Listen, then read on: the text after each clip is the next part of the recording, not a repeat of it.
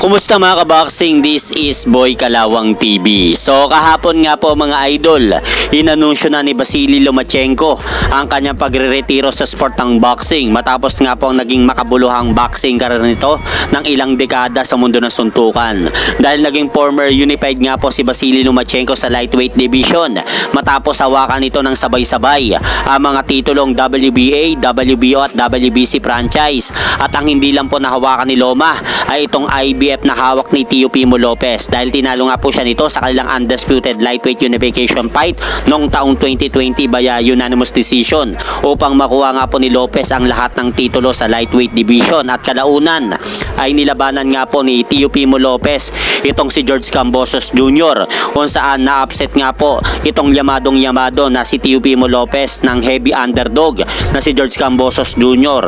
At pagkatapos ay nilabanan naman ni George Kambosos Jr. itong si Devin Haney na hawak nito ang totoong WBC World Lightweight Belt kung saan tinalo naman ni Devin Haney si George Kambosos Jr. mga idol via unanimous decision sa mismong baluarte ni George Kambosos Jr. sa bansa Australia. At matapos nga pong maging ganap na undisputed lightweight champion itong si Devin the Dream Haney ay nagbigay nga po si Haney ng interes na labanan itong si Loma para sa undisputed mega showdown na ginanap noong 2023 May 20 kung saan nakatikim muli ng pagkatalo si Vasily Lomachenko sa kamay naman ni Devin Haney via unanimous decision.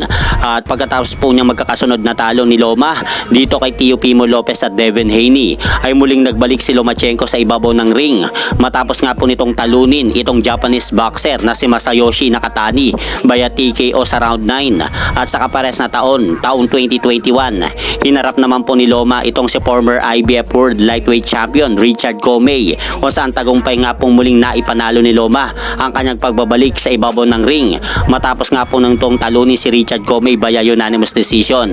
At sa taong 2022 hinarap naman po ni Loma itong Amerikanong boksingerong undefeated pa na si Jamaine Ortiz kung saan tagumpay muling naipanalo ni Loma ang pagbabalik nito sa ibabaw ng ring matapos nitong talunin si Jamaine Ortiz via unanimous decision.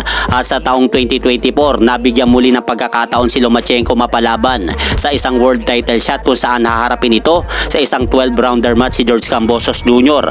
para sa bakanting titulong IBF World Title Championship belt na nakataya sa laban. At dahil po sa nangyaring laban na yan, tinalo nga po ni Loma si George Kambosos Jr. sa isang technical victory sa round 11 upang makuha po ni Loma ang titulong IBF World Lightweight belt sa laban. Kaya kahapon mga idol, inanunsyo nga po ni Lomachenko ang kanyang pamamaalam sa sport ng boxing at marami nga po itong pinasalamatan katulad ni Bob Arum at Aegis Climas na tumulong sa kanya noong nagsisimula pa lang siya sa sport ng boxing. At kung gusto nyo nga po mga idol mapanood ng buo ang panayam ni Loma tungkol sa kanyang pagmamaalam sa sport ng boxing, bisitahin nyo na lang po ang channel ng Fight Hub TV. At hanggang dito na lang po muna ang aking update sa mga aganapan sa mundo ng boxing. At syempre mga idol, huwag nyo rin pong kalimutan, pakisuportahan nyo naman po muna ang ating munting channel. Maraming salamat po.